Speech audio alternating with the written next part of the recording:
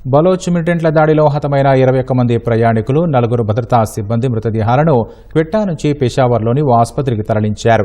స్వల్పంగా గాయపడ్డ వారికి ప్రాథమిక వైద్యం అందించి మిగతా ప్రయాణికులతో పాటు బస్సుల్లో సమీపంలోని రైల్వే స్టేషన్కు పంపారు.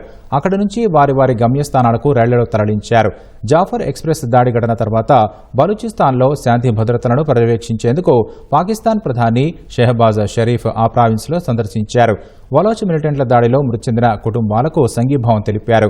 బలోచిస్తాన్ ప్రావిన్స్లోని క్వెట్టా నుంచి ఖైబర్ పఖ్తుంఖ్వాలోని పెషావర్కు వెళుతున్న జాఫర్ ఎక్స్ప్రెస్ను బలోచ్ లిబరేషన్ ఆర్మీ, BLA మిలిటెంట్లు మంగళవారం హైజాక్ చేశారు.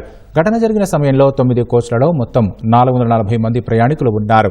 రైల్లో ఉన్న మిలిటెంట్లందరినీ హతమార్చామని, ఆపరేషన్ విజయవంతంగా ముగిసిందని పాక్ సైన్యం ఇప్పటికే పేర్కొంది.